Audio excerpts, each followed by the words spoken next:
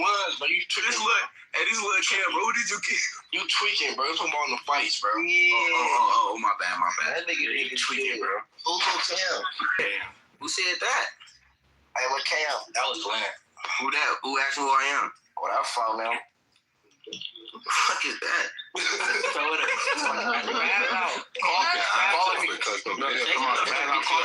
shit, bro. You tripping, bro. That's the fucking Reaper. Hey, who's Lil Cam? You heard me, bro. You know what? You can say I'm hungry, okay?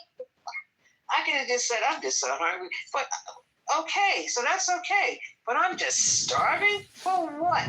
And you know, people may say this. Oh, please don't get so serious. But you have to be, because that's going to eventually. The more you say it without even thinking about it, it is going to manifest. It is going to manifest. Oh yeah, in some form or fashion. It's going to be very mindful, thinking before we speak. So I really like what you said, Pam. You know, words of encouragement. You know, the affirmations.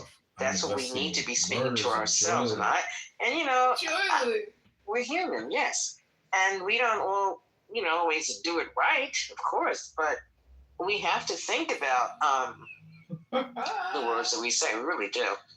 Welcome, Lady J. God bless you, and I will invite you up to speak. God bless you. Welcome back. So yeah.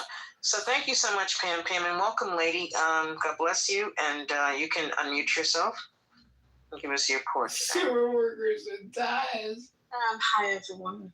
Peace and blessings to you. Workers and ties. As you were speaking, woman of God, I was thinking about certain scriptures. I remembered certain scriptures. I don't know if you might have spoken about them. And I was thinking, as you were speaking, about Genesis. When Genesis 1:26, God created the world with words. He said, let there be light, and there was light. And it was a command that he gave with his, in words. And we forget who we are. We forget that we're made in his image. And that means that made in his image, we carry his creative authority with our tongue. So when we speak, we speak to create life, our realities, and we can shape our realities. That's why he says that in the word that my people perish for lack of knowledge. And he says that the children of the world are wiser than the children of the kingdom, because the children of the world understand the power of words. And you see a lot of these new age groups, how intentional they are with their words, because they understand that, they say the universe, but they say you speak into the universe. And so often you hear them intentionally speaking, whereas a lot of us were relaxed about the way that we speak.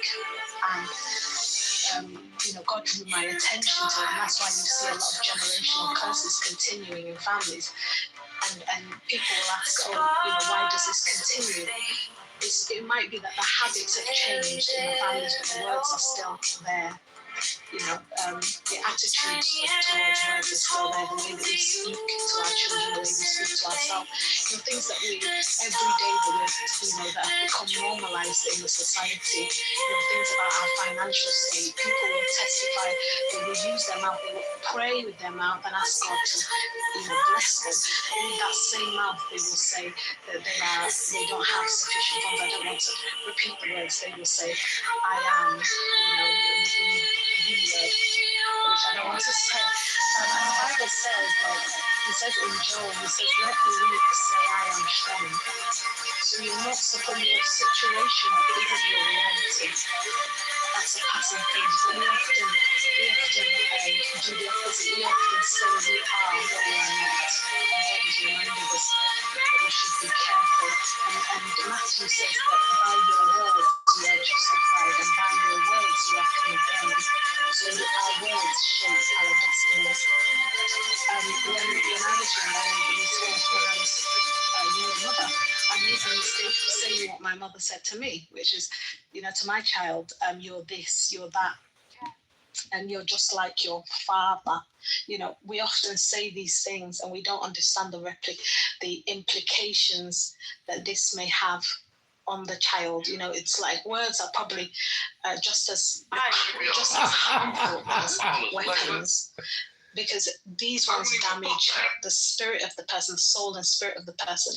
They're deeper than flesh, words. And I don't know if you guys remember when you was children and words that were said to you, and you might have believed, and wounds or falls, they heal away, and they might leave a mark, but the pain that words leave are a lot more deeper and create a lot more damage. Certainly for me, there are words that even as an adult I'm fighting that was said to me when I was young. And the thing about words is also the mind records things. The mind is like a tape recorder, and it records things. And if we believed it, the enemy uses it against us. It keeps replaying that memory. That's why the Bible says that when our minds need to be transformed, we need to kind of allow God to purge us of the lies that we've believed. Because sometimes we've believed a lie and then we say it to ourselves over and over again, or the enemy allows makes us remember, I can't, these words of, that, talk about the, your limitations that limit you as a person, words that sometimes you see our family is always something, we are okay, or depression running into families because people, somebody was saying to me the other day that diagnosis is a spell. It's a spell because, especially in certain mental health illnesses, because it's almost like someone gives you a label that God has not given you, and you then go and accept it. When someone tells you, you are this, and God says, no, he says, I have not given you a spirit of this. I've not given you a spirit of fear. And then someone tells you, no, you have a spirit of fear, and they call it anxiety or whatever they may call it. And you believe it. So also I realized that whose word do you believe? Often when things are spoken to us and said to us, whose account do you believe? Do you believe God's account? Or do you believe what's been said to you or what diagnosis you've had? And I know it's not always for every case, but it was just one example I was using. And also, words manifest, like the woman of God was saying. And the manifestations, it can affect us emotionally with low confidence and shame. Some words, some words also open doors. They open doors to certain spirits. And words can also linger and affect generations. So I just wanted to share that. For me, what I realized in this season, and thank you, woman of God, for bringing this up, is that we should. The need for me to guard my mouth, and the Bible talks about it, because the real enemy isn't the enemy that's outside of ourselves. It's the enemy, the bits of us that the enemy uses. It's our tongue, the one that we think this is live. But if we don't tame it and we don't surrender it to God, it can be the very thing that the enemy uses to destroy us. Not just us, our homes. It can be the very thing that God could have used if we've surrendered. But instead, if we leave it unchecked, the enemy can use it to destroy our homes instead of God using it to bless our homes. So I pray that God gives us a new vocabulary, because that's what I'm praying for myself. That God, I don't know how to speak. So teach me what to say and when to say it, and teach me when to be quiet and when to listen. Praise God. Thank you, woman of God. Thank you. Everything you said. Absolutely. We need a whole new vocabulary. All of us. Because we've really been programmed to say certain things. And they become a part of us. Because people are like, well, they're just words, so. Exactly. They are just words. But words do hurt. Words can bring life, or words can also bring death. So yeah, we need a new vocabulary of words to supersede the words that we say. In other words, like when I said to you when I first, came on here a while back, I said, sometimes people will say, oh, my feet are killing me. Well, the word killing it's a negative word. It's negative. It is. We see, look at all the things that are going on today in today's world. So it's a negative word. and you say, my feet are killing me, my feet are killing me. And I don't even want to say it, even to give you as an example, but you keep repeating it over and over. Back is killing me, feet are killing me, head feels like it's going to fall. That kind of stuff. You're getting on my nerves. What does that mean now? See? And see, all of these little things that we've heard from our childhood, you're getting on my last nerve. Well, come on now. See, these are the things. It's kind of funny now, but it's not funny. It is serious because we start speaking about these kind of things, and they do manifest. You wonder why you feel a certain way. Even when you get off the telephone or a telephone conversation with someone who continues to pour into you negativity, it's like, really? I mean, all of this negativity now becomes something that you take on. Yeah, things that were said to us, in our childhood. It's something that, so let's just try to replace them, because we know what's right. I mean, we know what's right, but if we consider it and just say, well, they're just words, I don't care, I'm speaking. You're speaking really, as you said, lady, you are speaking death unto yourself, unto your generation. Seriously. And it really is just as serious. Yeah. We can go with the world if we want to and say, oh, they're just words, so what? No. So instead of saying my feet are killing me, you can say, I need to rest my feet. I need to rest my head. I need to rest my back. I need to prop my back up. Something like that. But to say those words that are negative, that are not empowering. Killing is not an empowering word or an encouraging word at all. Let's put it that way. Okay? There's no encouragement in that word killing. And yet we have used it in the context of feet are killing me, back's killing me, getting on the last nerve. That kind of thing. Really? Come on. So you have to take it seriously and start thinking before you speak. That's what it winds up to. I mean, think before you speak. Like me saying the same thing. Like I said, I'm starving. Starving for what? Do you know that you're a child of God? You don't starve? But I was so used to saying that, I would think, then I thought, I was like, what? No. I am hungry, yeah. But to say, so we have to start replacing the words that are deadly with words that are bringing life to you. And that, to me, that makes sense. Speaking the words that God speaks about you. And as you said, lady, he doesn't say that we're sick. He doesn't say that let the weak say I'm strong. We are strong in the Lord and in the power of his might. He has not given us a spirit of fear, but of power and of love and of a sound mind. Now, we have choices. We can say whatever we want to say. Yes, we can say whatever we want to say, but is it going to, and we know it's going to manifest eventually, if it hasn't already. But are we going to continue doing that? I mean, just saying, their words, they can't do anything, but they can. They can.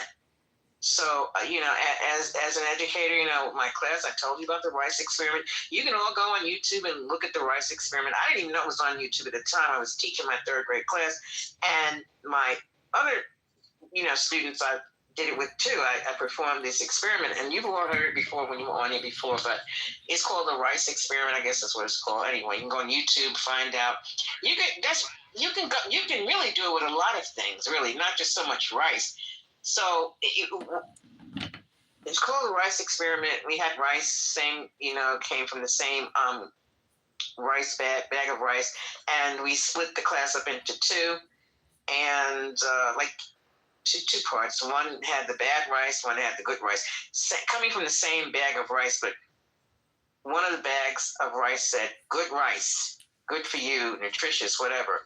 And we put that in the room, in the classroom, and the other bag said, bad rice, don't like you, we hate you. We put that in the closet, and every time we would walk by, the group that had the bad rice would say bad things to the rice. It's like people talk to their plants. I don't, but I'm saying people do that, and sometimes it does make a difference. It sounds silly, but it does make a difference. So by the time the experiment was over, we had completed the experiment, the rice that was bad, after the children would come in every day and say, I hate you, rice, I don't like you, you're not nutritious, whatever. And the bad rice turned like a grayish color. And the good rice stayed white. So you go figure. These are, and I didn't even know it was, and I said, oh my goodness, this is an experiment on YouTube. I found that out like years ago, and I don't even know, like years ago, but I just did this and I said, wow, sounds like it's interesting. Let's just see if it works, Just like people talk to plants, they sing to plants. A new mother will talk to the baby in her womb and will sing and play music. You see, these are the things that we're talking about. So you wouldn't say, even think about it, a child in your womb, you wouldn't say negative things to the child in your womb, would you? No. It's the same thing. You want the child to, say, oh, we're going to play classical music. Maybe our child will like classical music. This is what people say, so funny. And let's talk to the child. Let's talk and say good things to the child. So the child is listening, can hear, yes. So you wouldn't want to say anything negative, like, oh goodness, you giving me pains in my that kind of. See, you don't want to say that. I mean, people may have said it, but I'm just saying you want to be mindful of what you speak and how you speak it, because it will eventually manifest, and we don't know all the things that were said to us. And I told you about, you hear so many times in here, how the teachers spoke negatively about all of the children in the classroom when I was growing up. And that's what made me want to be, made me want to be a better teacher than the teachers I had, okay? Because they called us all dummy, stupid every day. I mean, so it was just really, it was almost like a part of us, even though I didn't accept that, okay? I didn't accept that, but that's what they would say. They would just say it at random every time we came in. Why are you coming in? You're not going to learn. You're stupid. You're dumb. And I'm like, well, what? I never expected an adult to say that, especially a teacher now. No, I never expected that. But it was said. And thank God I didn't believe that about myself, because you are not what other people say. The truth, you're not the truth of what other people say about you. If they think it's truth, that's not your truth. It may be their truth, but it's not your truth. So what people say about you or even think about you has nothing to do with you. That may be something that's coming from their own thoughts. Because a lot of times people will think things about you that they're really thinking about themselves when you think about it. I mean, think. When you think about it, people may be thinking, they may say, well, I don't like that person. Why? I don't know. See, things like this, you've heard people say, I don't know why I don't like it, but I just don't like it. I don't know why. See, these are things. So you're thinking that you don't like the person. You don't know why. You can't even give a reason why. But this is the posture of your heart. And God watches and he looks at the posture of your heart, because he looks at the posture of our heart by saying, wow, these people are thinking, like, you're supposed to love your neighbors as yourself. That's why I gave you, as a commandment, love your neighbors as yourself. And you're thinking you don't like the person and you don't even know them. I mean, see, things like that, and that's an idle word too. I don't like it. I don't know why. I hate it. I'm learning to say I want to hate the things that God hates and love the things that God loves. Okay, and that's all I want to say. But I want people know it's me, and they know that I'm cross-streaming some other person's road. Sometimes it's not always easy, but that's what we're called to do. Okay, we're called to love our neighbors as ourselves. Everybody we see are our neighbors. Okay, and that means. It just means showing them respect, okay? Showing them courtesy, not shunning people and pointing fingers. You understand? So, like with our teachers, I mean, they never knew how we were going to grow up, but they certainly wanted to plant that on us and just, you're all dumb and you're all stupid. You're never going to get a job. I don't know why you're coming to the class. Things like that. And this is every day. So they wanted to just like plant that in our heads every single day. And they both were math teachers. I mean, algebra teachers, in fact. And algebra for me, I just didn't like it. But, I didn't see any point of it. But I did what I did. But they would say things like, you're never going to get it. And that's why we're your teachers. We're smarter than you. We have our degrees. And I'm like, the heck? Why would you even say that to someone? Why would you say that to a child or even think about it? But this is what they said, and we heard this constantly every single day. Nothing was ever done about it because back then, what did they do? Teachers were supposed to always be right, and they probably would have, if you had said something, they probably would have denied it anyway. So my thing was to be a better teacher than the best teacher that I could be. You understand? So now that I'm retired, yes, I had to be that kind of teacher because I didn't want to be a teacher where, I'm speaking all of this negativity to my students. No, because they pick that up and they begin to speak it and they begin to even believe it. Now, how many children? Well, I don't know how many children believed it back then, but I didn't believe it. But how many children probably did believe it? And really, if they're still living, they're probably holding all of that in their heart right now. As you said, lady, things that were said to us as children, we just don't know, what they're harboring. So we have to be very mindful of what we think and how we say it and everything, and think before we say, or speak. But I really appreciate that. Let's see. I'm going to invite some more people up, but this is the power of the tongue, and we bring it forth that which is good. For of the abundance of the heart, his mouth speaketh. And the question that goes along with that scripture is, what new words of peace, faith, and encouragement can you begin speaking today? And let me see. You said something, Phoenix. Something here. Yeah. You said something about when people ask where you were going, you would say to hell. Okay. You used to say that? Okay. So you said now I don't say that anymore. Okay. Thank God, no, that you don't say it anymore. Thank God. So because we say things out of habit, okay? We say things out of habit, so we have to be very mindful. And then Pam, you put in there Ephesians 4:29. Yes, that's an excellent scripture about the tongue. Also, Chop, you put down Proverbs 23, verse 7. So as a man speaks, so is he. Exactly. These are powerful scriptures, and so why wouldn't we want to speak the things that God speaks about us, and not just speak any old thing about, people think whatever they think about us, then we speak it over ourselves. No, because we're cursing ourselves and our generation.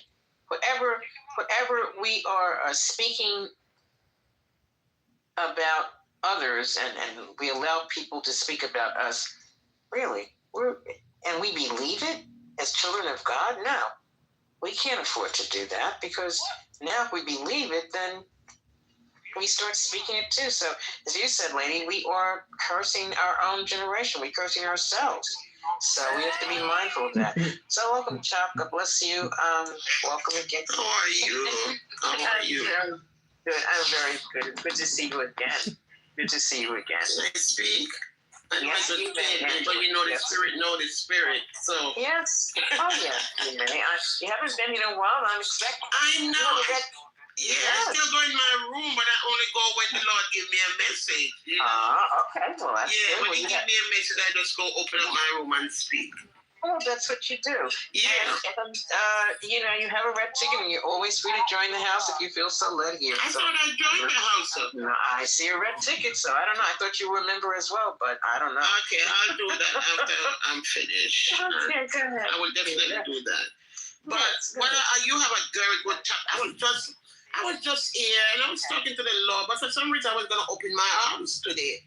And because He gave me a message, Yeah. And You should still do that. Yeah. yeah, I'm gonna still do it, but I just dropped in. And the topic is going to be on God. I was just talking to him, like I know the year coming and everything, and then he's saying all these good. I don't understand. God said all these good things about us, and still there's people open up their mouth. That's why he said, "No weapon formed against us shall prosper, and every tongue that rises up against us will be condemned." And what I learned as a woman walking with the Lord is that whenever they speak their words, and especially if you speak in love to them, it will not affect you. I've definitely have an experience with that. When you love God and when people speak in all kind of thing and they just don't, because people just don't, they just don't like people for nothing. You know what I mean? And they will say that, but I practice myself, from I know myself, and I'm not telling you, this is not fake. I think I'm born with it. I'm born with it where I speak life over people and don't even understand when I'll be saying good things to people and don't even know that even before I know the Lord. Even before I know the Lord, I'll be like saying some good things and have a sense of humor about it. But people just get serious, and this is what I have a problem with because I'm a 60 baby, and I know this all everybody get serious. And It's me. So you gotta get your ass right. So you gotta get your ass right. Trace liberos affigurando via. Why would they let her arrest her? Because she was harassing some random chick, or like, you know, that's why. Like, obviously, presumably that's how you want your society to run. Similarly, if this woman was being like racially abused and targeted by her managers, you just would expect her to win if there was evidence. There is this